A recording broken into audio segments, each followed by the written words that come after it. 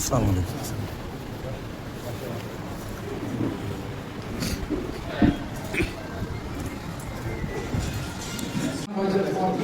मेरे साथियों को सलाम वालेकुम। हिंदू भाइयों को मेरा नमस्कार। आए हुए तमाम मेहमानों का खैर मकदम करते हैं, आपका स्वागत, आपको वेलकम कहते हैं।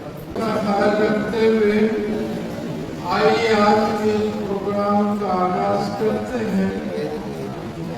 जैसा कि हम सभी जानते हैं, आज हम लोग यहाँ पर जो म्युनिसिपल इलेक्शन के ताल्लुक से चुनाव हुए हैं, और मैं सबसे पहले जनाब सदाकत पेशकर साहब से गुजारिश करूँगा कि वो आए हुए मेहमान जनाब अबू आसिम आजमी साहब की खिदमत में गुलाब अकीदत पेश करके उनका इस्तकबाल करें।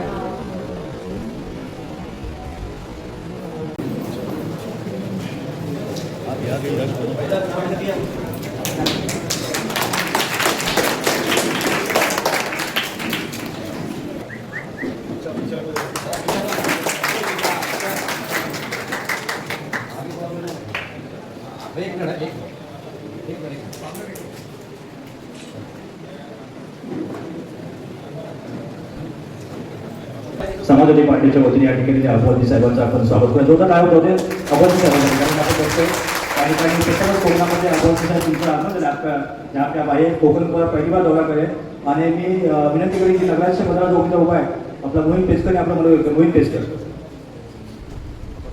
नमस्ते, माझं नाव मोहीन सदाकत पेशकर.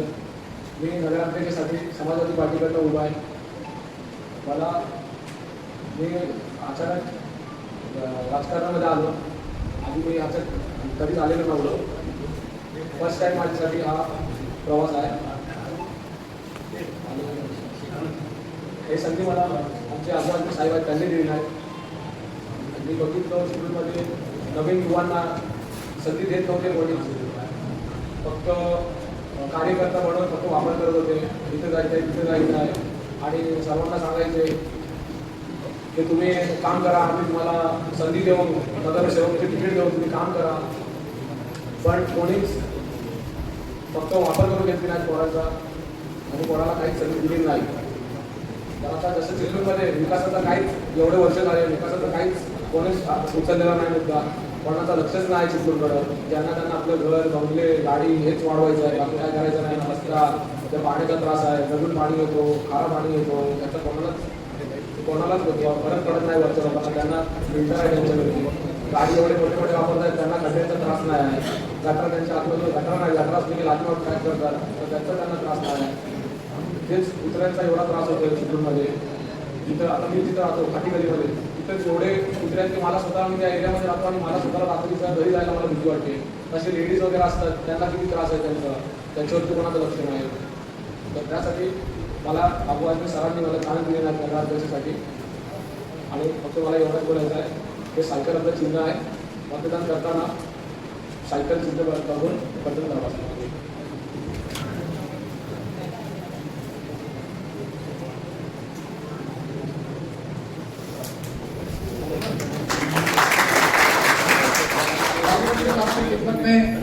मैं जनाब पेशकर साहब को गुजारिश करूँगा कि उनको आगे पेश करें.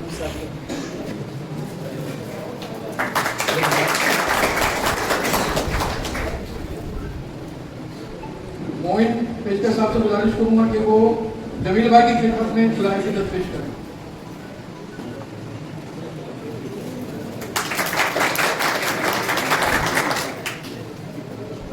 जनाब अहमद भाई की खिदमत में मैं मुशर्रफ पेशकर से गुजारिश करूँ उनके गुलाब की अकीदत पेश करें.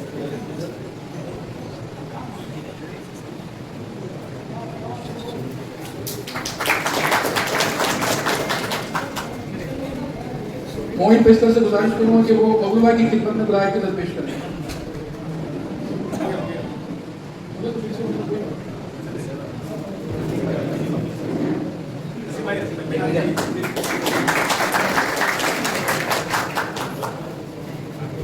या ठिकाणी आमचे पत्रकार मित्र उपस्थित आहे. मी सदाकाने विनंती करतो की त्यांच्या या ठिकाणी आमचे अध्यक्ष स्वप्नील घाट त्यांच्या ठिकाणी स्वागत करायचं आहे. सगळ्यांच्या वतीने एका स्वप्नील घाट मी सदाकाने विनंती करेन की स्वप्नील भाईंचा स्वागत करून घ्या. चिपळूण प्रेस कॉन्सिलचे अध्यक्ष स्वप्नील घाट. मी अबू साहेबांना विनंती करतो साहेब तुमच्या हस्ते आता सत्काराचं बरं होईल. मी अबू साहेबांना विनंती करतो की आमचे चिपळूण प्रेस कॉन्सिलचे अध्यक्ष स्वप्नील घाट यांच्या पार्टीचे प्रतिनिधी आहेत ते. त्यानंतर मी विनंती करतो जो आपला नगरसेवक आहे मुश्रीफ पेशकर विनंती करतो आपला नगरसेवक मुश्रीफ. अस्सलाम वालेकुम, नमस्कार. पहिल्यांदा बोलतोय माईकवर, थोडं काही चुकलं तर माफी मागतो. आणि अबू आझमी साहेब पण आहे, तो थोडा तर मला पण बोलायला भीती वाटते. मी मुशर्रफ सदाकत पेचकर वॉर्ड क्रमांक 11 मधनं उभा आहे नगरसेवकसाठी. आपला तो वॉर्ड बाजारपेठ खेड इथं आहे. आपल्या वॉर्डमध्ये विकास घडवायचा आहे, विकास काही झालेला नाही आहे म्हणून मी उभा राहिलो आहे. आणि अबू आझमी साहेबांनी मला तरुण म्हणून एक संधी दिलेली आहे. कुठलाही इतर पक्ष तरुणाला संधी देत नाही, त्यांनी संधी देऊन मला मी पडलो तरी मला चालेल असं मला वाटतं, पण त्यांनी मला जी संधी दिलेली आहे तर मला लई आनंद वाटला. त्यांनी संधी आणि ते अजूनही तरुणांना संधी देणार आहेत. तर मी सर्वांना म्हणतो आपला चिन्ह आहे सायकल, सायकलच्या चिन्हावर बटन दाबून बहुमतानं आम्हाला विजयी करा. धन्यवाद. लहानपणी तो सायकलवरती फिरायचा आणि आता पण तो सायकलवरती आणि पुढे सायकलवरती फिरेल. मला वाटतं फैसल मालदाराला म्हणून फिरायचे फैसल तरुणांचा आपण बघतोय सगळे तरुण पिढी जी आहे त्या पुढे येते. अबू साहेब कोकण के जो तरुण युवा लोग हैं यहाँ पे मौजूद होकर अपना आखिरी दे रहे हैं. अस्सलाम वालेकुम. अस्सलाम वालेकुम. आवाज़ आ रही है? चेक आवाज़ आ रही है? माफ़ करना, थोड़ा आवाज़ बैठ गया, मैं थोड़ा मेहनत में थे. अबू साहब आए थे.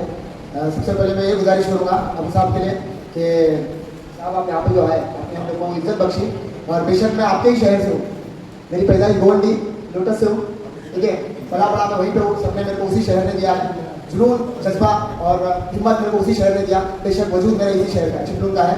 और आज से अगर 10 साल पहले की बात अगर मैं देखूँ तो उस चीज़ का मैं गवाह रहा हूँ. और गवाह रहा हूँ जैसे तो मैं छोटा था वहीं पे पला पड़ा हूँ, तो मैं वो चीज़ देख सकता हूँ कि वहाँ के बदलाव 10 साल में जो हुए हैं. तो वहाँ पर एक अबू साहब है, अबू आज़मी साहब वहाँ पर एक है और वो वहाँ पर उस चीज़ का बदलाव है. और मुझे ये लगता है कि आज जो हमारा शहर चिपळूण है यहाँ पर भी एक अबू आसिफ की ज़रूरत है. और उन्होंने वो इज्जत हमारे भाई यानी मेरे भाई मुइन पेचकर को और मुशर्रफ पेचकर को जो उन्होंने इज्जत दी है, उस चीज़ का हमें बेशक हमें फ़ायदा उठाना चाहिए. हमें उस चीज़ को आगे लेके आना चाहिए. हमें हमारे भाइयों को एक मौका देना चाहिए, मुझे ऐसा लगता है. क्योंकि अगर मैं मेरे शहर की बात करूँ तो हम लोग इंफ्रास्ट्रक्चर डेवलपमेंट हो गया, हमारे गटर हो गए, हमारे रोड हो गए, बहुत ही बेहतरीन है. बेशक बेहतरीन है हमारे रोड और हमारे हाईवे भी बेहतरीन है. पर हमारे लोगों की सोच कहाँ रह गई है आज. ये बेशक मैं 23 साल की उम्र में ये बात कर रहा हूँ. क्या पता मैंने तजुर्बा शायद कम रहे इस चीज़ के बारे में बात करने के लिए, या मेरी उम्र कम रहे, पर मेरे को ये चीज़ लगता है कि हमारे लोग यहाँ से बाहर जा रहे हैं तो हम यहाँ पर कितना अपॉर्चुनिटी लेके आए. आज हमारे यहाँ पर रोजगार नहीं है, लोगों के पास एम्प्लॉयमेंट नहीं है. इस चीज़ का सवाल किसी ने उठाया नहीं कभी. इस चीज़ का किसी ने सवाल नहीं उठाया. हमारी औरतें इतने हुनर है, हमारे बच्चे इतने होनहार हैं, लेकिन उन लोग के लिए कोई प्लेटफॉर्म नहीं है, कोई एक्सपोजर नहीं है. आज अगर हम देखें कि हमारे किसी बच्चे को हमें हमारे शहर से बाहर पढ़ने के लिए भेजना है तो बाप काफ़ी मेहनत से भेज रहा है. बाप की जेब में पैसा नहीं बचा है तो घर पे अन्न नहीं आ रहा है, तो उस वजह से बेटा यहीं पे कस रहा है, किसी दुकान में काम कर रहा है. उसके पास कोई अपॉर्चुनिटी है नहीं. इसी दुकान में वो 4-5 साल गुजारता है, उसकी शादी का वक्त आ जाता है, फिर उसे याद आता है कि मेरे पास कोई ठोस नौकरी नहीं है, तो मैं आगे अपनी ज़िंदगी कैसे संवारूंगा. और इस चीज़ के लिए हमें यहाँ पर ज़रूरी नहीं है कि हमें हमारा क्या उसको बोलते हैं बस डेवलपमेंट करते जाओ, रोड बनाओ और ये बनाओ, वो चीज़ नहीं है. हमें लोगों के लिए कुछ करना है, लोगों के सपनों के लिए कुछ करना है, लोगों के दिलों के लिए कुछ करना है. बेशक अगर हम बात करें उस चीज़ की तो हम ये चीज़ यहाँ पर आके कोई बात नहीं करेगा. आज 40,000 वोटर्स की आवाम है, इसमें से दावे के साथ मैं कह सकता हूँ कि ये 23 साल का लड़का अगर हिम्मत करके यहाँ पर ये चीज़ की बात कर रहा है तो इन 40,000 आवाम में से कोई आकर यहाँ पर ये चीज़ की बात नहीं करेगा. क्योंकि लोगों को बस गटर देखना है और रास्ते देखना है और लोग उस चीज़ के बारे में बात नहीं कर रहे, सोच के बारे में कोई बात ही नहीं कर रहा है. क्योंकि और क्या फ़ायदा वो जिस्म का जब हड्डियों का एक छूट हो चुका होगा. और कुछ आखिरी शब्द है मेरे और एक शायरी पेश करना चाहूँगा मैं. कलेजे में आग और दिल में ख्वाब लेकर आया था, जिनका था सवाल की तरह मुकाम जब उनके लिए मैं जवाब लेकर आया था. यूँ तो कई बादशाह गुजरे भी जिनको हार मंजूर न थी, पर इस शहर की तकदीर खारा नवाब लेकर आया था. और इसी के साथ मैं मेरे भाई मुइन और अबू आजमी सर को बहुत ही इज्जत बख्शना चाहूँगा और मुझे मेरे को ये मौका दिया कि मैं यहाँ पे इस चीज़ के बारे में आके बात कर सकूँ। और ये मैं चाहता हूँ कि ये बात हमारे हर एक 40,000 वोटर तक का पहुँचे, हर एक 40,000 जो हमारे घर पे जो लोग हैं, हर एक जो इंसान है जो चाहता है कि हम कुछ अपने सपने के लिए करें, उन तक ये बात पहुँचे और वो चीज़ को समझे। बाकी बदलाव आना नहीं आना, नियत कर लो, नियत के साथ अल्लाह हर चीज़ के अंदर रजामंदी देता है बेशक। और उसी के साथ सबका मैं शुक्रिया अदा करना चाहूँगा। खुदा हाफिज़।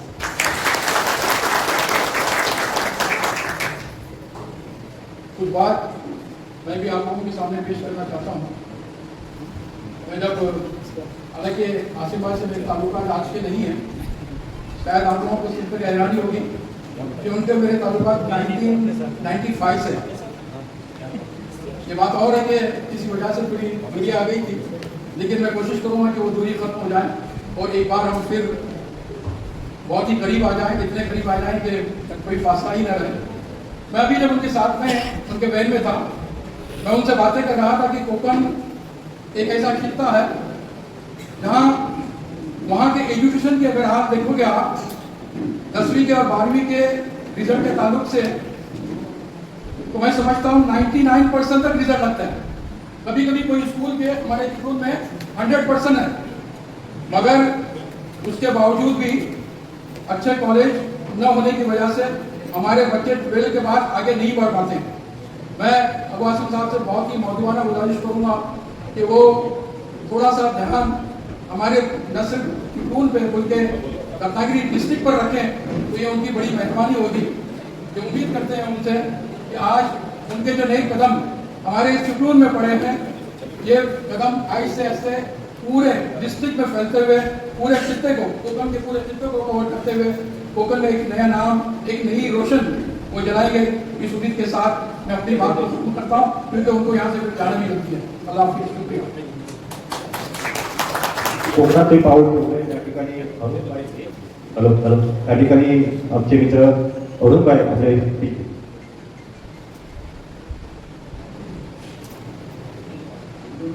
हेलो।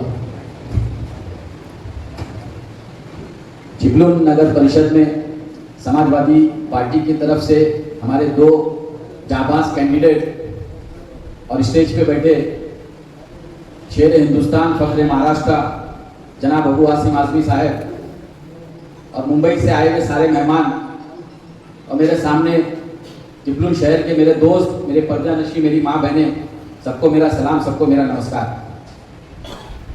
दोस्तों, हम लोगों को इधर 5 बजे आना था, लेकिन हम लोग पहुंचे लेट। उसकी एक सबसे बड़ी वजह ये थी कि जो अध्यक्ष साहब हैं कल लखनऊ में थे माननीय अखिलेश यादव जी के यहाँ, और वहां से सुबह 4 बजे ये मुंबई पहुंचे। लेकिन ये आप लोगों की मोहब्बत थी कि उन्होंने इसके बाद भी ये सफर किया और कल भी इन्हें अहमदनगर जाना है। ये जो आपकी मोहब्बत खींच के लाई है, इसके लिए मैं आप सब लोगों का बहुत बहुत शुक्रिया अदा करना चाहता हूँ।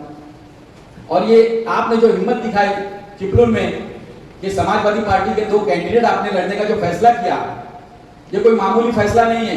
ये जो आपने हिम्मत दिखाई, मुझे 2000 साल पुरानी एक बात याद आती है कि जब हजरत इब्राहिम अलैहिस्सलाम को आग में डालने के लिए बहुत बड़ी आग लगाई, कई सालों तक आग जलाई गई, और जब उनको आग में फेंका गया तो सारे लोग, सारे फरिश्ते उस आग को ठंडा करने लगे थे। तो एक मामूली चिड़िया, छोटी सी चिड़िया, वो अपने चोंच में एक कतरा लेके आती थी और बड़े दूर से वो कतरा छोड़ती थी, फिर जाती थी, फिर आती थी। तो जब उससे पूछा गया कि तुम इतनी मेहनत कर रहे हो, तुम्हारा पानी तो वहां नहीं जा रहा है, आप इतनी मेहनत क्यों कर रहे हो? तो उस चिड़िया ने कहा कि याद रखना, जब जब भी ये वाकया पेश आएगा तो बड़े बड़े सुरमाओं की बात नहीं होगी, और अगर बात होगी तो मुझ जैसी छोटी चिड़िया की होगी कि इससे चिड़िया ने उसके लिए मेहनत करी। तो आज मैं इन 2 जो हमारे कैंडिडेट खड़े हैं, मैं इनसे इस बात को मैं इनको बोलूंगा कि आप अपने आप को अकेला नहीं समझना। ये चिपलून की जनता ने आपको यहाँ खड़ा किया है, आप पूरी मेहनत के साथ लड़ना। आपके साथ में पूरा मुंबई, पूरा महाराष्ट्र खड़ा है, क्योंकि आपके साथ में आप अबू आसिम आजमी साहब खड़े हैं। दोस्तों, सियासत में आने का इनका कोई मकसद नहीं है, सिर्फ यही मकसद है कि किस तरीके से समाज के दबे कुचले लोगों को जो इंसाफ नहीं मिलता वो किस तरीके से दिलाऊं। वो हिंदू मुस्लिम की बात नहीं है। आज इनका आधे से ज्यादा स्टाफ हिंदू है। लोग लोगों को बहकाते हैं कि अबू आसिम आजमी सिर्फ मुसलमानों की बात करते हैं, मुसलमान ऐसे नहीं है। आप आके देखिए ऑफिस पे। हाँ, मैंने ये देखा है, हम लोग साथ में अक्सर रहते हैं कि चाहे वो हाथ गाड़ी वाला हो, चाहे वो टैक्सी वाला हो, चाहे वो पूछा लगाने वाला हो, वो जब चाहे जिस वक्त चाहे वो अबू आसिम आजमी से मिल सकता है। ये हमारे कैडर का तरीका है।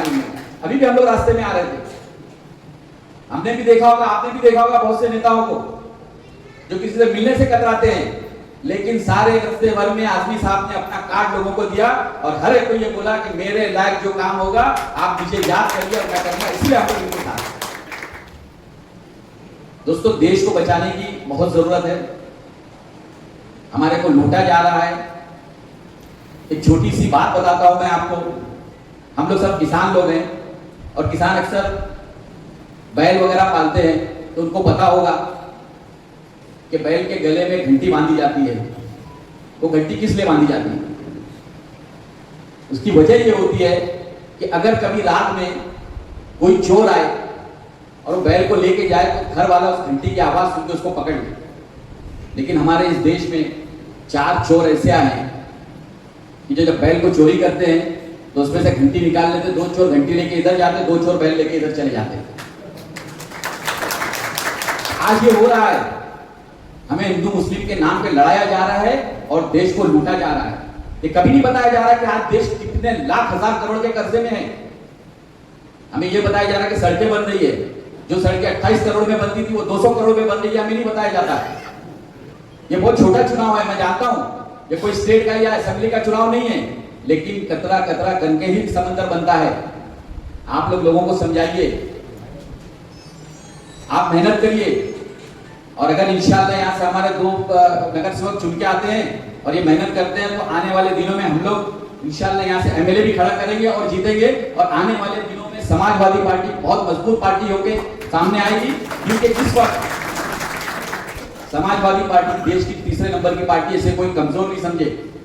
और यही वो पार्टी है जिसने बीजेपी का 400-370 पार का लक्ष्य अगर किसी ने रोका है तो वो समाजवादी पार्टी के अखिलेश यादव ने रोका है। दिन बहुत कम है, शायद 26 तारीख या 2 तारीख को इलेक्शन है। आप लोग मेहनत करिए, हमारे कैंडिडेट को जिताइए। जिस तरीके की भी मदद होगी इंशाल्लाह अगर आप लोग बोलेंगे, हम लोग मुंबई से लोगों को भेजेंगे, करेंगे। लेकिन आप समाजवादी पार्टी का झंडा बुलंद करिए। जो भी जुल्म के खिलाफ कोई मसला है वहां बोलिए। हम लोग इंशाल्लाह आपके लिए दिन रात मेहनत करने के लिए तैयार हैं। मैं इसी के साथ अपनी बात खत्म करता हूं। जय हिंद, जय समाजवाद, जय महाराष्ट्र, जय भीम। या ठिकाणी खूप चांगलं भाषण आपण पाहिलं। या ठिकाणी नदीमबाई पुढाकर, तुम्हाला विनंती आहे की मराठीमध्ये भाषण गीतं बरोबर नदीमबाई कोकणातल्या त्या नदीमबाई, आणि आम्ही विनंती करतो नदीमबाईंना की मराठीमध्ये आपलं स्पीच ऐकायला असेल की त्याला नदीमबाई मला पाठवून सांगतायत नको नको नदीबाई। आणि पहिल्यांदा आपण आलो महानगरपालिका इलेक्शनसाठी आमचे 2 उमेदवार आहेत, मोहित पेटकर आणि नगराध्यक्ष पदासाठी मोहित पेटकर आणि नगरसेवकासाठी मुद्दा। मी जेव्हा तिथून आलो, ज्या शहरात एंट्री जेव्हा की असं वाटलं नाही की महानगर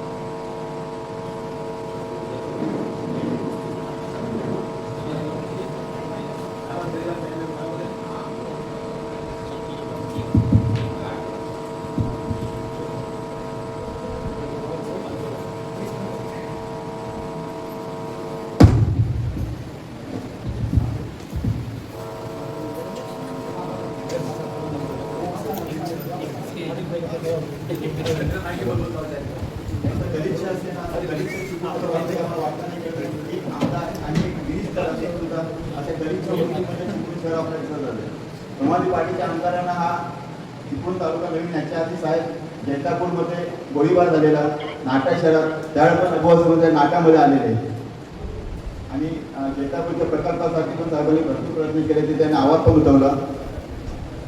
आणि त्यात मग इथे जर काही जर आमचे 2 नगरसेवक मिळून आले तर आम्ही या प्रकल्प रोखण्यासाठी काहीतरी मदत करू. एवढं बोलून माझे भाषण संपवत. जय हिंद, जय महाराष्ट्र. आणि आजच्या 26/11ला हुतात्मा झाले पोलिसांना श्रद्धांजली वाहू. आपण पाहिल्या ठिकाणी आज संविधान दिन आहे, त्याचबरोबर आज ठिकाणी शिवसेना हुतात्मा दिन आहे. या ठिकाणी आपण प्रश्न घेतोय, आप आए बाहर आए, आपके पक्ष में बहुत सारे लोग आ रहे हैं. मी विनंती करतो या ठिकाणी आरिफ खान, आसिफ खान, आरिफ शेख, सिराज खान, कुर्बान अली शेख, मोहसिन खान आणि सगळे ते मित्र परिवार या ठिकाणी समाजवादी पार्टीमध्ये पक्ष प्रवेश करतात. बघा साहेब, आप आए बाहर आए, मी बोला आपको. या ठिकाणी पहिल्यांदा तरी कोकणामध्ये आपण पाहू ठेवल्यानंतर या ठिकाणी मोठ्या पक्ष आपण पाहायला मिळतो. या ठिकाणी तरुण पिढी जी आहे ती समाजवादी पक्षाकडे आपण होते. जरा लोका देऊन होते पाठीमागे खवाडीची विनंती करतो, पहिल्याबद्दल विनंती करतो. कोकणामध्ये तुम्ही बघा ही तरुण पिढी जी आहे ती पूर्णपणे म्हणजे ज्याच्यामध्ये आपला आसिफ खान आहे, आरिफ शेख आहे, सिराज खान आहे, कुर्बानी शेख आहे, मोहसिन खान आहे, अव्वल खान आहे. टोटल या ठिकाणी जे आपले मित्र आहेत फुलचंद वेगळे साहेब आपले मित्र आहेत ते फुलचंद वेगळे साहेब आपलं स्वागत आहे. आपण या ठिकाणी त्या ठिकाणी प्रथमच समाजवादी पार्टीमध्ये पक्षप्रवेश आपण पाहायला मिळतोय. अबू आझमी साहेब तुमच्या उपस्थितीमध्ये हा पक्षप्रवेश होतोय. परत 2012 मध्ये ज्यांनी पक्षप्रवेश केला आणि अशा पद्धतीने समाजवादी पक्ष हळूहळू या कोकणामध्ये आपली पावले रोवली त्यात मात्र शक्य नाही.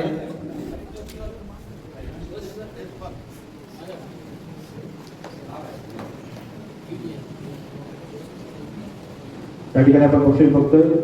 त्यानंतर सगळ्या जागेवरती विरोधना व्हायचं आहे. कारण आपल्याला मुख्य म्हणजे अबू आझमी साहेबांचं भाषण ऐकायचं आहे.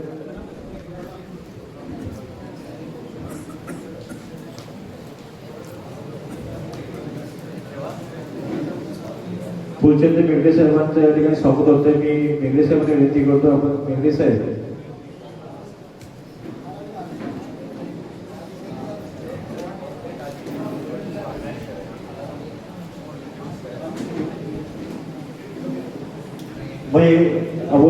मी अबू आझमी साहेबांना एकच सांगितलं, सर मराठीमध्ये बोलतोय, कोकण आहे, कोकणामध्ये राणे, कोकणामध्ये जाधव, कोकणामध्ये कदम आणि आता कोकणामध्ये तुम्ही बॉल ठेवलेलं आहे. लोकांना इच्छा आहे तुमचं भाषण या ठिकाणी ऐकायची आणि खरंच या ठिकाणी आपण बघतोय पहिला प्रयत्न आहे. समाजवादी पक्ष अजून काही इथे नाही आहे, खुर्च्या कमी आहे. ही पहिली सभा आहे, पुढची सभा मोठ्या मैदानात होईल अशी गवाही त्या ठिकाणी म्हणतो आणि विनंती आपण साहेबांना. मुझे बहुत खुशी है, हालांकि मैंने देर किया चिपलून आने में, लेकिन देर आए दुरुस्त है.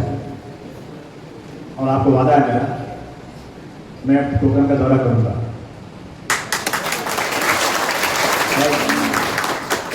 लेकिन मेरा राजनीति करने का मतलब सिर्फ यही है, कहते हैं एक तन पर सोने का तार सजे, एक तन पर सोने का तार सजे और एक तन पर सूद का भी तार.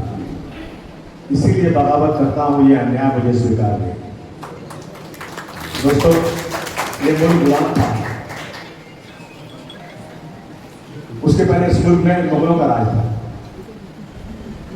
मैं किसी की तारीफ करने नहीं कर रहा हूं, परंतु मैं हिस्ट्री के पन्नों को दोहरा. अगर आप इतिहास के पन्ने दोहराएंगे तो ये मुल्क सोने की चिड़िया था. मैंने इतिहास में पढ़ा है कि हर घर में सोना था, बहुत खुशहाली थी देश में, हमारा एक्सपोर्ट बहुत था, 25% हमारा जीडीपी था. और हमारी मुल्क की सरहद जो आज शुरू गई है ना, वो सरहद अफगानिस्तान और बर्मा तक थी. इसे कोई झुटला सकता है क्या? बोलिए, मैं झूठ बोल रहा हूँ ना? मिसाल से बताइए आप, मेरी बात सही कि गलत है? ये देश सोने की चिड़िया था और अंग्रेज यहाँ पर कोई कपड़े की चिड़िया लेने नहीं आया था. अंग्रेज यहाँ बिजनेस करने के बहाने आया और उसने सोने की चिड़िया को, यहाँ के सारी चीजें कीमती यहाँ से लूट कर ले गया. किससे किया हुकूमत? किसने? मुसलमानों से किया. और तारीख गवाह है कि अंग्रेजों से लड़ाई लड़ने में हम सब हिंदू, मुस्लिम, सिख, ईसाई सब ने अपनी पूरी ताकत लगाकर कंधे से कंधा मिलाकर इस देश में अंग्रेजों से लड़ाई लड़ी. गांधी जी जब आए मुंबई तो मुसलमानों ने खिलाफत हाउस में ले गए मुसलमान, बम्बई के मेहमान, बम्बई के मुसलमान, और उन्होंने सबसे पहले गांधी जी को जितना पैसा बैंक में था खिलाफत हाउस में गांधी जी को दिया. कि अंग्रेजों से लड़ाई लड़ी, अंग्रेजों को भगाना है यहां से। लेकिन अफसोस है मुझे कि जिस दिन हम जीत गए लड़ाई और भारतवर्ष आजाद हुआ, हम हिंदू मुसलमान साथ साथ थे, लेकिन अंग्रेजों ने एक ऐसी चाल चली कि देश को दो टुकड़े कर दिया। मैंने कहा था उस दिन, गांधी जी मैं आपका बड़ा सम्मान करता हूं, बड़ी इज्जत करता हूं, आपका जो है स्टेटस बहुत बड़ा है, लेकिन अगर आप आजादी की लड़ाई के बाद जो हिंदुस्तान पाकिस्तान को बंटवाने का जो आपके सामने कागज पेश किया गया, उससे आप फाड़ कर रंगीन टोकरी में फेंक देते तो आपका और बड़ा सम्मान हो जाता। सबसे बड़ा दुख है ये, सबसे बड़ा दुख है ये कि इस देश को दो टुकड़े में बांटा गया और जो हिंदू और मुसलमान एक साथ कंधे से कंधा मिलाकर लड़ाई लड़ रहे थे, एक दूसरे को दुश्मन बन गए। यहां से हिंदू भाई, पाकिस्तान से हिंदू भाई इंडिया आने लग गया, इंडिया से मुसलमान पाकिस्तान आने लग गया। कितनी लाशें गिरी, लेकिन दिल्ली की जामा मस्जिद की सीढ़ियों से वहां अब्दुल कलाम आजाद साहब ने चिल्ला कर कहा, ऐ मुसलमानों इस मुल्क को छोड़कर मत जाओ। और वही मौलाना अब्दुल कलाम आजाद जिन्होंने कहा कि अगर पाकिस्तान बनेगा तो मेरी लाश पर बनेगा, लेकिन नहीं सुनी गई। उन्होंने कहा कि मुसलमानों इस मुल्क को छोड़कर मत जाओ। तुम्हें याद नहीं कि तुमने यही गंगा में वजू करके नमाज पढ़ा है? तुम्हें याद नहीं कि तुम चले जाओगे तो तुम्हारी लाखों मस्जिदें वीरान हो जाएंगी, तुम्हारे कब्रिस्तानों में फातिहा पढ़ने वाला कोई नहीं बचेगा। तुम्हें ताजमहल के हुस्न की कसम है, तुम्हें लाल किले की दीवारों की कसम है, तुम्हें अल्लाह का वास्ता है, तुम मत जाओ पाकिस्तान, तुम्हें यहाँ पर कोई मदद नहीं बल्कि तुम्हारा हक मिलेगा। और मुसलमान पाकिस्तान मुर्दाबाद, हिंदुस्तान जिंदाबाद का नाम लगा। जितने मुसलमान गए तो पाकिस्तान उससे ज्यादा हिंदुस्तान में रह करके एक ऐसा भी वक्त आया था कि हिंदुस्तान पाकिस्तान की लड़ाई में एक सगा भाई पाकिस्तान के बॉर्डर पे था और उसका दूसरा भाई हिंदुस्तान के बॉर्डर पे था, लेकिन उसको पाकिस्तान के खिलाफ, अपने भाई के खिलाफ गोली चलाने में उसके हाथ नहीं कांपे थे। लेकिन आज क्या हो रहा है इस देश में? इस देश में वो लोग, मुझे किसी का डर नहीं है, वो लोग जो अंग्रेजों को तलवे चाट रहे थे वो आज सत्ता में बैठ गए और सुबह से शाम, शाम से रात तक सिर्फ और सिर्फ मुसलमानों को बदनाम करने का काम करते हैं। हम सब गांव के रहने वाले हैं, गांव में पढ़ लिख के आए होंगे। जब किसी मुसलमान की शादी होती थी तो हिंदू भाई भी अपने गांव, अपने घर में गेहूं पिसवा के रखता था, लकड़ी रखता था घर में, चावल रखता था घर में कि मेरे यहाँ मेरी बच्ची, मेरी गांव की बेटी की शादी है और अगर गांव में कुछ कम पड़ गया, घर में कुछ कम पड़ गया तो हमारा अपमान हो जाएगा। क्या मोहब्बत क्या आपस में लोगों की? हिंदू मुसलमानों को अंतर नहीं था। होली हो, दिवाली हो, ईद हो, बकरीद हो, सब खुशी खुशी एक दूसरे के साथ मनाते थे। लेकिन आज सुबह से शाम तक सिर्फ और सिर्फ इस मुल्क में हिंदू और मुसलमान की लड़ाई कराई जा रही है। मुझे एक टेलीफोन आया आदमी का, यहीं से, किसी कोकन से, 14 साल का एक लड़का मुस्लिम, कौन सी जगह से मुझे याद नहीं आ रहा है। एक लड़का मोटरसाइकिल पर आया, उसने पूछा कि तुम्हारा नाम क्या है? उसने नाम बताया, तो इधर आओ। वो लड़का मस्जिद से निकला था और उसके बाप ने उसको तलुजा में हाफिज कुरान शरीफ पढ़ाने के लिए तलुजा भेजा था। और वो रमजान में बेचारा यहाँ आया था, रमजान के बाद घर पे था, उसको बुला तू हिंदुस्तान का साथ देना है पाकिस्तान का? तू मैच में किसकी तारीफ करता है? उससे मैं हिंदुस्तान का तारीफ करता हूँ क्योंकि मैं हिंदुस्तानी हूँ, मुझे पाकिस्तान से क्या करने देना? कहा नहीं, तूने बोला, तुमने ये बोला कि मैं पाकिस्तान का साथ देता हूँ। कहा नहीं, मैंने नहीं बोला ऐसा, मैंने तूने बोला।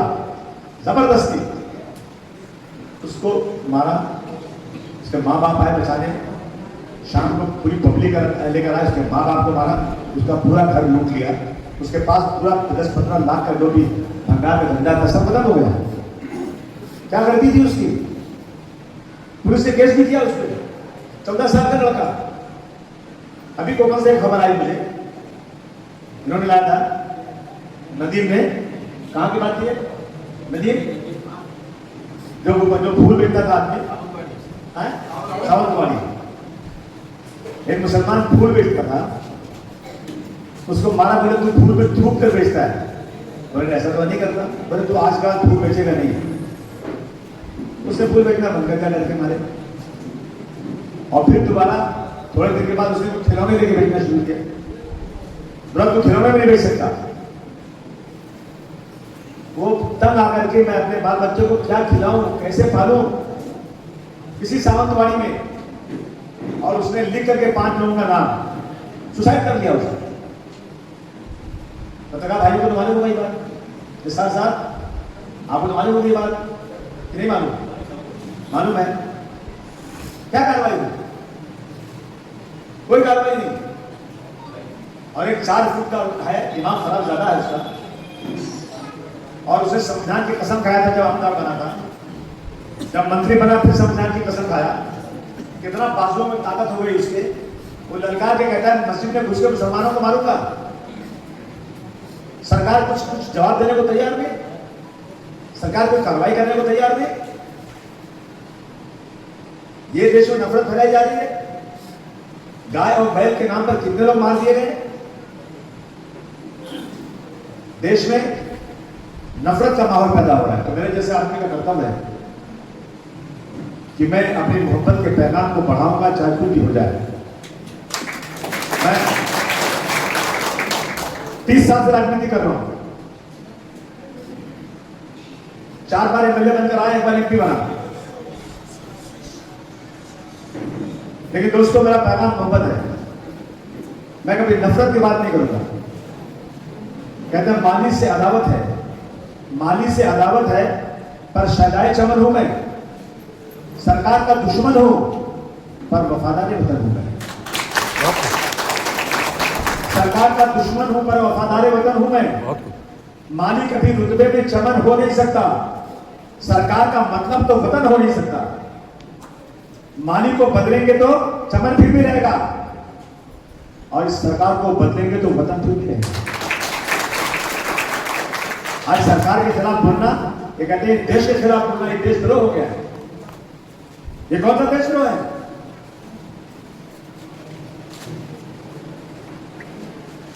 क्या हो रहा है देश के अंदर? रोजाना अगर खबर पढ़ो तो नफरत के अलावा कुछ नहीं है। आपको सुनकर बहुत अफसोस होगा कि 12 मुंबई में ट्रेन ब्लास्ट हुआ था, सीरियल ब्लास्ट। 187 लोग मारे गए थे। 187 लोगों को ट्रेन में आरडीएक्स में जाने क्या क्या रखे उनको मार दिया गया। चिल्लाते रहे हम लोग कि जल्दी से पकड़ो उन आतंकवादियों को और पूरे मैदान में फांसी दो। कई महीने तक पकड़ा नहीं इन लोगों ने। बहुत चिल्ला, हमने कितने आंदोलन किए। तो एक दिन मिस्टर राव जो थे यहाँ पे डीआईजी और एटीएस के चीफ ने कहा कि अरे हम कामयाब हो गए, हम कामयाब हो गए, हमको सब मिल गए।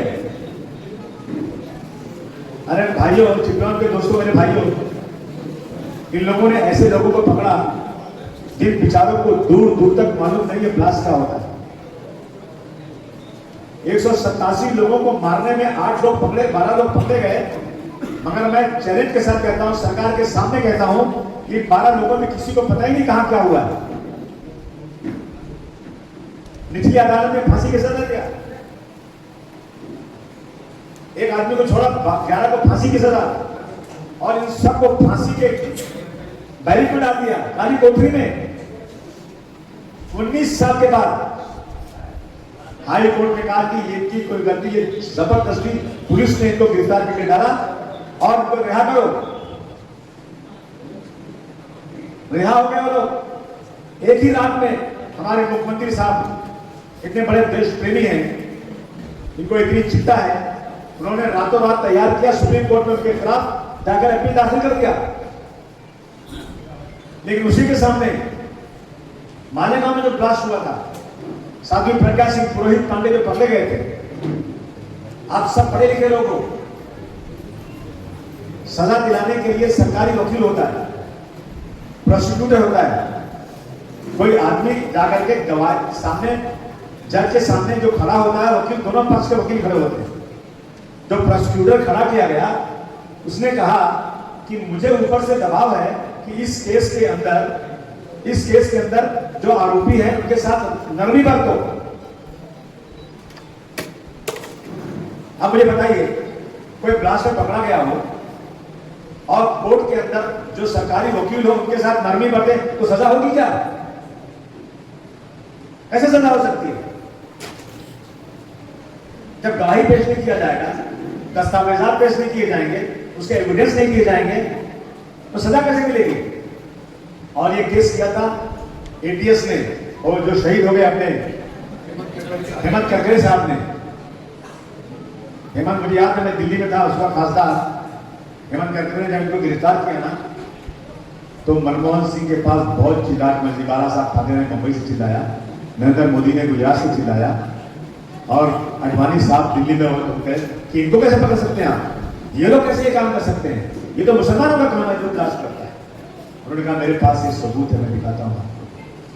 और उस वक्त जो है ना, एक वो लैपटॉप लाया गया था, सारी चीजें उसमें टेप थी, सारे प्रूफ थे।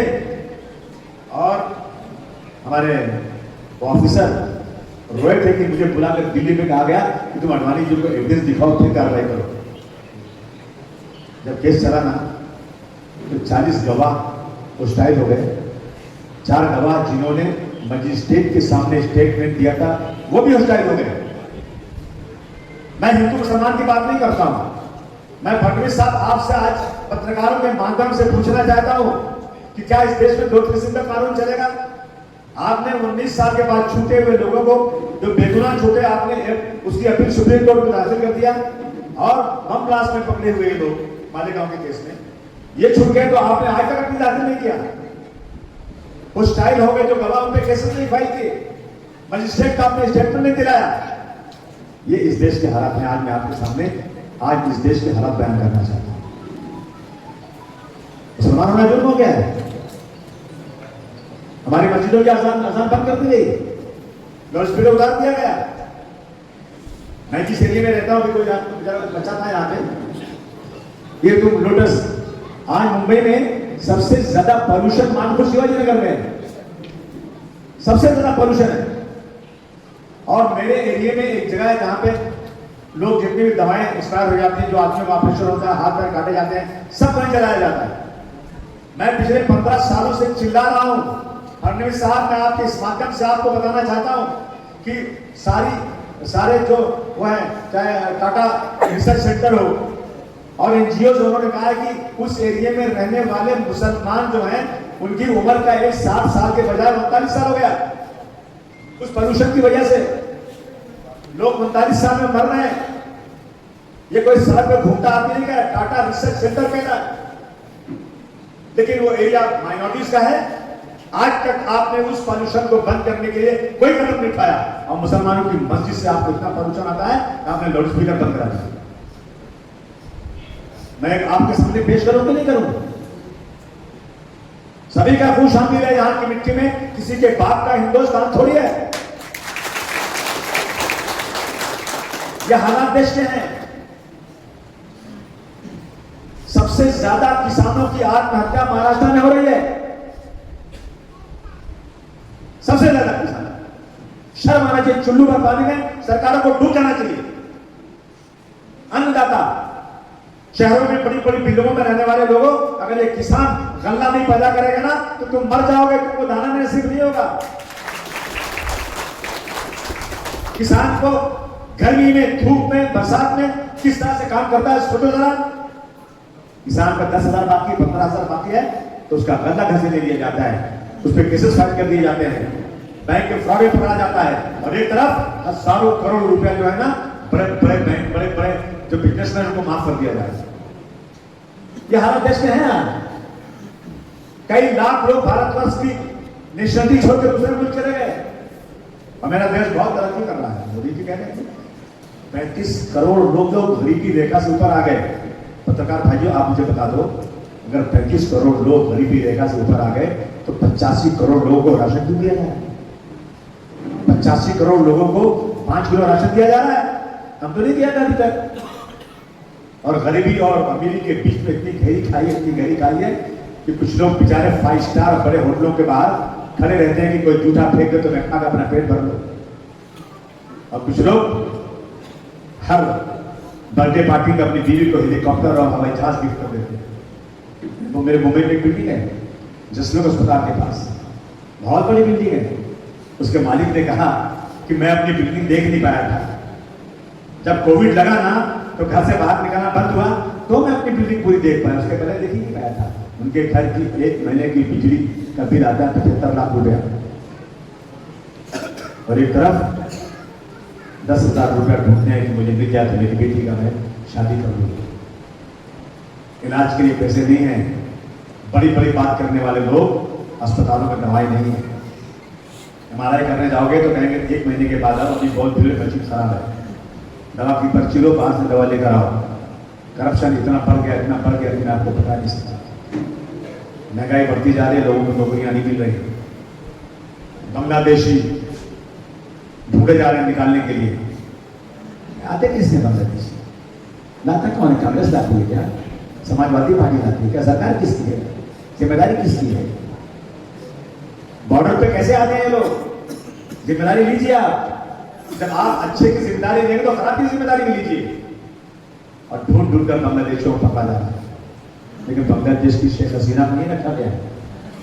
वाह भाई वाह वाह, बांग्लादेश से लगा हसीना में आता है, इसको फांसी की सजा हो गई है। अपना चेहरा न देखा गया आपसे, बेवजह में ना तोड़ कर दिया। यह हालात है। मैं हिंदू भाइयों से कहूँ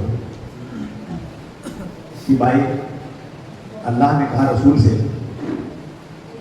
कि जब तुम्हारी औरतें घर से निकले ना तो उनको कहो कि सर से पैर तक चादर ओढ़ ले, और तुम्हारे जब मर्द बाहर निकले घर से तो नजरें नीची करके चले। आज मेरी बहनें, मेरी बेटियां बुर्का पहन के जाती हैं ना तो स्कूल में उनका बुर्का अलाउ नहीं है। बुर्का पहन के आएंगी तो मुसलमान नजर आएंगी, अलाउ नहीं है बुर्का पहनना, उनका बुर्का उतारा जा रहा है। और कोई औरत फैशन में वेस्टर्न ड्रेस में आएगी, आपकी बॉडी खुली हो गई, उसको वेलकम किया जा रहा है। आप बताइए अच्छी चीज है क्या? मैं जाता हूँ बड़े बड़े घरों में, हिंदुओं में राजा महाराजाओं के परिवार रहते हैं, राजस्थान जाओ, मध्य प्रदेश जाओ, बड़े बड़े घरों में औरतें आती हैं, अपना जो है ये पल्लू ऐसा करके लाती, पानी देती, खाना देती, सामने वो भी पता करती है। आज हमारे देश में कानून है, वो कानून जो अमेरिका में चलता है। अगर 18 साल का लड़का और लड़की है तो वे लिविंग रिलेशन में रह सकते हैं। सही है कि गलत है? बोलिए बोलिए, आप लोग बताइए, मैं झूठ तो नहीं बोल रहा हूँ ना? अरे बोलते नहीं आप लोग? 18 साल का लड़का और लड़की अपनी मर्जी से आजादी, देश में आजादी है, आजादी को रोकना नहीं है। लड़का और लड़की बिना शादी के लिविंग रिलेशन में रह सकते हैं, ये सही है। लेकिन ये भी सही है 21 साल के पहले शादी किया तो जेल हो जाएगी। बराबर है कि नहीं? वाह भाई वाह, हरामखोरी के लिए उकसा रहे हो। ये हो रहा है अभी परसों की बात है, मेरे एरिया में मुझे मैसेज आया, एक लड़का एक लड़की आपस में प्यार करते थे, किसी होटल में गए, लड़के ने खुदकुशी कर ली। तो लड़की कहती मैं बाथरूम में गई थी ना, जब बाहर आई तो उसकी लाश लटकी हुई मुझे मिली। ये वक्त क्यों आया? ये देश में चलेगा? अरे ये हमारे मुनियों और पुरुषों का देश है, इस देश में ये नहीं चलेगा। और एक तरफ मुस्लिम लड़कियों को शादी करके लाओ तो 5 लाख देंगे, 2 लाख देंगे, और किसी मुसलमान लड़के ने हिंदू से शादी कर लिया तो जाओ बेटा तेरी जिंदगी गई कहां से। उसको जा करके ये अब जो आपके मंत्री उसका नाम तो मैं नहीं लेना चाहता, जो छोटा वाला है टिन्नू, उसको ये धंधा दिया गया, इसको पोर्टफोलियो यही है। क्यों? पता लगा कहां क्या हो रहा है। कहीं पता चल गया कि किसी मुसलमान लड़के ने हिंदू से शादी किया है ना, तो जाकर हिंदू लड़कियों के परिवार को धमका करके तू बोल ये मुस्लिम लड़का ने शादी किया ना, हिंदू बोला था मुझे पहले, इसने मुस्लिम नहीं बोला था, हिंदू बोल के शादी किया। वो लड़की जो अपनी मर्जी से शादी करती है ना, वो जाकर घर के बारे में कंप्लेन करती है और उस लड़की को जेल हो जाती है। ये तरफ आजादी, एक तरफ ये, और मुश्किल हो गया इस मुल्क में भाईचारगी को बचाना। नफरत के पुजारी आकर बैठ गए। इसलिए दोस्तों मैं आपके पास आया हूं आज। मैं कोई बहुत ज़्यादा बात नहीं करना चाहता हूँ, लेकिन मेरे दुख का, मेरे कलेजे में जो दर्द है, उस दर्द को आपको बयान करना चाहता हूँ। हमेशा मैं कहता हूँ, ये लाल हरे पीले गुलाबी बैंगनी और सफेद फूल खिलते हैं तो बनते हैं बाहर एक दूसरा। एक बागीचा होता है ना, उसमें खाली एक ही फूल लगा तो अच्छा नहीं लगता। आप जब जाते हैं कोई गुलदस्ता खरीदने, कोई बुको लेने के लिए ना, तो उसमें गुलाब भी लगाते हैं, उसमें चमेली भी लगाते हैं, उसमें हर तरह के फूल लगाते हैं। कहीं ये लाल हरे पीले गुलाबी बैंगनी और सफेद फूल खिलते हैं तो बनती है बाहर एक गुलसिता। ये हिंदू, मुस्लिम, सिख, ईसाई और पारसी भी जब साथ चलते हैं तो चलता है मेरा हिंदुस्तान।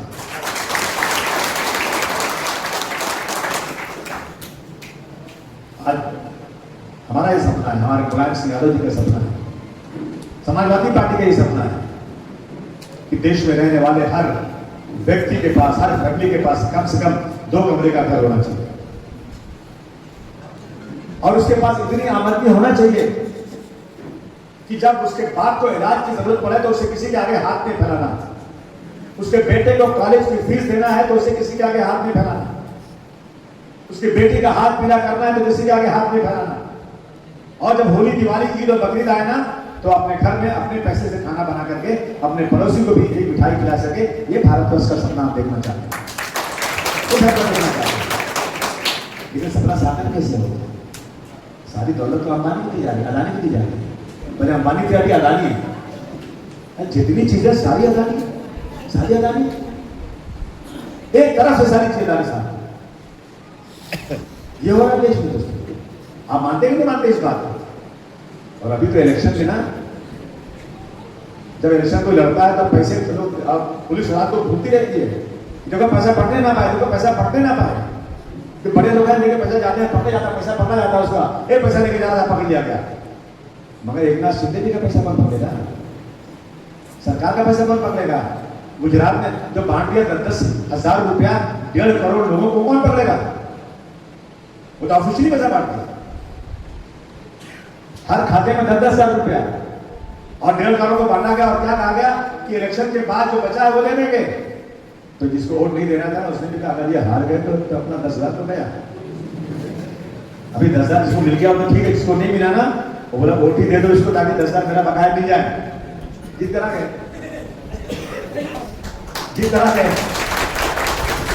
तो दूसरा जीतेगा कैसे? बेचारा बच्चा लड़ रहा है इलेक्शन, वहां तो पैसा जाएगा 10,000 रुपया, और बांटेगा ना तो पैसा कमाएगा। जो जितना बांटेगा उसका कई गुना कमाएगा। किसी के बाप ने कमा के रखा नहीं है। ये सारा पैसा तुम्हारे ये जो आता है ना आपके डेवलपमेंट के लिए, उसी पैसे की हरामखोरी होती है। राजीव गांधी ने 1984 में कहा था कि सरकारी खजाने से 100 रुपया निकलता है तो 85 रुपया करप्शन में जाता है। 85-84 के बाद तो आप कितना जाकर होगा सोचिएगा। बच्चे लड़ने आए इलेक्शन, साबित कर दो। और मैं खास तौर से मुसलमानों से कहूंगा, मैं और दूसरों के बारे में इतनी ज्यादा नहीं कह सकता हूं, लेकिन मुसलमानों से कहना चाहता हूं, वोट देने के लिए पैसा लेना हराम है, हराम। किसी की गवाही देने के लिए पैसा लेना हराम है। जिस तरह से सुअर का गोश्त हराम है, शराब का गोश्त पीना हराम है, उसी तरह से इलेक्शन में पैसे लेकर वोट देना हराम है। सिर्फ नमाज पढ़ने से मुसलमान नहीं होता इंसान, सिर्फ कलमा पढ़ लेने से नहीं होता। 24 घंटे की जिंदगी में ये करके दिखाओ कि मैं हुजूर सल्लल्लाहु अलैहि वसल्लम के बताए हुए रास्ते पर चलूंगा, तब मुसलमान होंगे। हमारा मुसलमान सबसे ज्यादा पैसे मांगता है। इलेक्शन लड़ने जाओ तो इस जेब में दो झंडा रखते हैं, एक रखेंगे समाजवादी, दूसरा कांग्रेस का, तीसरा शिवसेना का, चौथा बीजेपी का। मन आएंगे तो दिखाएंगे हम तो बीजेपी वाले हैं। मान लिया आगे का झंडा फेंक दिया, कांग्रेस के लिए हम कांग्रेस वोट दिलाएंगे, वहां पैसा लिया और झंडा फेंक दिया, समाजवादी में आए। ये देश की हालत है। पहले हम लोग जब कम छोटे थे ना तो इलेक्शन के लोग चंदा मांगने आते थे, मुंबई आते थे, हमको भागे यार नेता लोग आएंगे पैसे मांगेंगे, तो सबको शर्म का पैसा देना ही पड़ता है। अब कोई नेता पैसा नहीं मांगता, अब नेता पैसा मांगता है।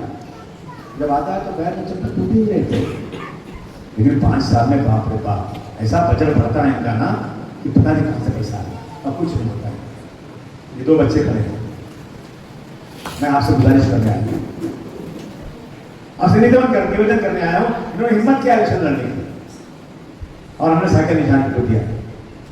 हमारी आपसे गुजारिश है, हमारा निवेदन आपसे कि ऐसे लोगों को जिता कर लाएंगे तो इंशाअल्लाह ताला काम होगा।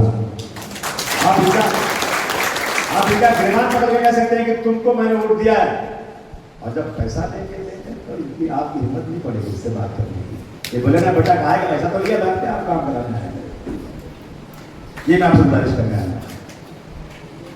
और मैं एमएलए सिर्फ मानपुर शिवाजी नगर का नहीं, मैं पूरे भारतवर्ष का एमएलए हूँ। चाहे झारखंड में कुछ हो जाए, चाहे यूपी के गोंडा बनारस में कुछ हो जाए, चाहे बिहार में कुछ हो जाए, आपका भाई पूरी ताकत के साथ सारे देश में सांप्रदायिकता के खिलाफ लड़ता है, आवाज उठाता है पूरी ताकत के साथ। इसलिए मैं आपके पास आया हूं। मत देखिए दामन में गुलाई की खार है, मत देखिए दामन में गुलाई की खार है, बस ये देखिए गुलशन में किस तरह बहा है। बहुत कहना आपको। और मैं खास तौर से आज चिपलौन के मुसलमानों को एक मैसेज देने आया हूं, गुजारिश करने आया हूं। हमने कहा आई लव मोहम्मद रसूलुल्लाह सल्लल्लाहु अलैहि वसल्लम। कहा था आपने लव करते हो कि नहीं रसूलुल्लाह से? आई लव मोहम्मद रसूलुल्लाह सल्लल्लाहु अलैहि वसल्लम। मैं लव करता हूं और करता रहूंगा, लेकिन सिर्फ जबानी नहीं, मैं करके दिखाऊंगा। बोलो बोलो मुसलमानों, मानते हो नहीं मानते रसूलुल्लाह को? नहीं उनको मानते हो, उनके लिए जान दे सकते हो? हाथ उठा कर जान दे सकते हो? उनके कहे हुए कामों को करोगे नहीं करोगे? नहीं, सिर्फ जबान में आएगा मोहम्मद, उन्होंने जो फरमाया वो करोगे कि नहीं करोगे? जोर से बोलो। उन्होंने फरमाया है, ऐ मुसलमानों, अगर तुम्हें अल्लाह ने इतनी दौलत दिया है कि तुम अपने बाल बच्चों को इज्जत के साथ पाल सकते हो, अपना पेट भर सकते हो, तो याद रखना तुमने अगर अपना पेट पाल दिया सिर्फ और अपने पड़ोसी का ख्याल नहीं किया। बोला लोगों ने पूछा पड़ोसी का मतलब क्या होता है? कहा दाएं हाथ के 40 घर, बाएं हाथ के 40 घर, तुम्हारे पीछे के 40 घर, तुम्हारे आगे के 40 घर। ये डिफिनेशन है, परिभाषा है पड़ोसी की। सुना ना आपने? पड़ोसी का मतलब मेरे आजू बाजू के 40 घर, अगर उसमें कोई भूखा है, उसमें कोई नंगा है, उसमें कोई मरीज है और तुमने उसका ख्याल नहीं किया और खुद खाना खाते रहे, तो तुम गुनहगार नहीं कहा, तुम मुसलमान ही नहीं हो। सुना आपने क्या कहा कि तुमने अगर उनका ख्याल नहीं किया ना तो तुम मुसलमान ही नहीं हो। एक बार हजरत इब्राहिम अलैहिस्सलाम पैगंबर थे, उनकी आदत थी कभी अकेले खाना खाते नहीं थे, और हमें भी बचपन से सिखाया गया कि बेटा जब खाना खाने जाओ ना तो जो मेहमान उनको लेकर जाओ, अकेले खाना मत खाओ। और आज जमाना क्या है, लोग कहते हैं कि पहले कहते हैं मेहमान आए तो खाना खाऊं, आज कहते हैं मेहमान जाए तो मैं खाना खाऊं। पता क्या जमाना। तो एक बार इब्राहिम अलैहिस्सलाम खाना खाने बैठे तो कोई आदमी नहीं था उनका मेहमान, तो उनको लगा यार मैं अकेले खाना तो खा ही नहीं सकता, तो उन्होंने चलते हुए राही को बुलाया। एक आदमी जा रहा था, कहा भाई साहब आप आइए ना, आइए दोपहर खाना खाया? बोले नहीं खाया। बोला आप खाना खा लूँ। वो आदमी आए बैठे, तो इब्राहिम अलैहिस्सलाम उससे पूछा मैंने तुमने बिस्मिल्लाह हमारे नहीं पढ़ा कि नहीं पढ़ा? उसने कहा मैं मुसलमान नहीं हूं, मैं नहीं पढ़ता। तब तुम अल्लाह का नाम नहीं लेते? बोला नहीं लेता। मैं क्यों लूं, मैं थोड़ा मुसलमान हूं। कहा फिर मैं आपको खाना नहीं खिलाऊंगा। बोला ठीक है, आपने बुलाया था, मैं आ गया था, अब आप नहीं खिलाएंगे, मैं जा रहा हूं। अल्लाह की तरफ से उस जमाने में मैसेज आता था उनको, इब्राहिम अलैहिस्सलाम को मैसेज आया, ऐ इब्राहिम जिस आदमी की उम्र 40 साल की है उसको मैं खाना खिलाता हूं, तुम कौन होते हो उससे धर्म पूछ करके रोकने वाले? परेशान हो गए वो, भागे भागे भागे ढूंढे उसको। ये पैगाम मुसलमानों को देना था उसको जाके कहा मैं माफी चाहता हूँ भाई, आप प्लीज आके मेरा खाना खा लीजिए, मैंने बड़ी गलती की। बोले क्यों? बोले अल्लाह ने मुझे कहा है तुम धर्म पूछ कर किसी को रोक नहीं सकते। वो आए और उन्होंने खाना खाया। ये इस्लाम का मैसेज है, समझे कि नहीं समझे आप? ये कर सकते हैं हम लोग? हाथ उठा के बोलो अरे मेरे भाइयों और बहनों, तुमने अगर ये काम कर दिया ना तो आरएसएस के लोगों का कलेजा फट जाएगा। ये हिंदू और मुसलमान को लड़ना चाहते हैं और तुम हिंदू और मुसलमान को मिलाना चाहते हो। चलो देखिए,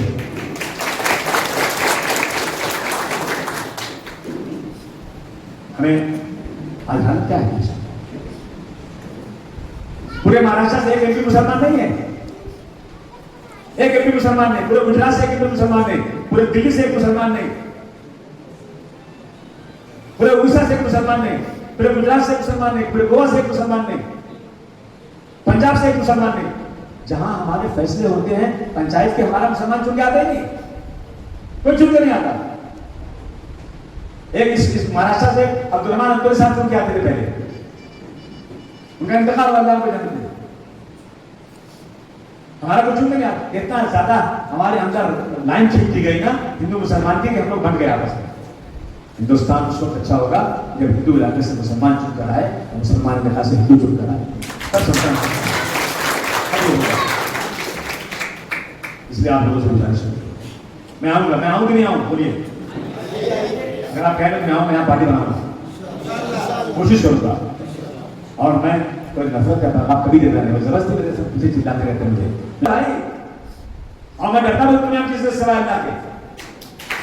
मैं इस मुल्क में रहता हूं अल्लाह की मेहरबानी पर, किसी की मेहरबानी पर नहीं।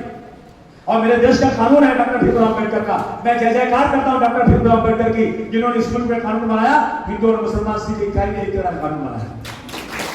ये लोग इस कानून को तोड़ना चाहते हैं, ये लोग संविधान को तोड़ना चाहते हैं। याद रखिएगा, एक तरफ 32 डिग्रियों वाला आदमी जिसने कानून बनाया, एक तरफ वो आदमी जिसके पास डिग्री नहीं, पता नहीं डिग्री कौन से के पास है, ये कानून बदले नहीं आता।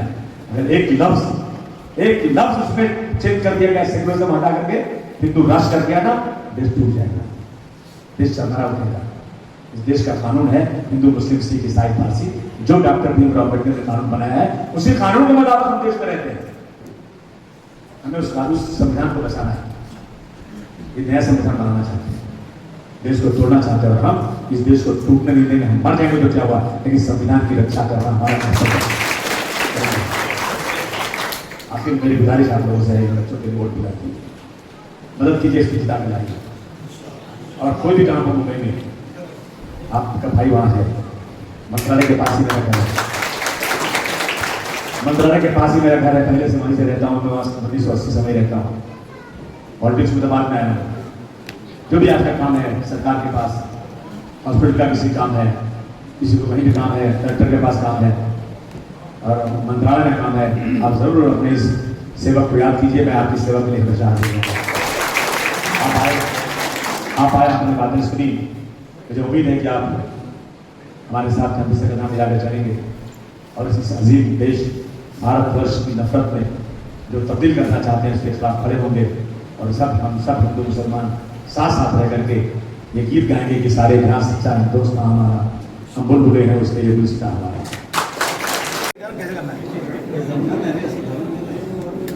कैसे करना चाहते हैं?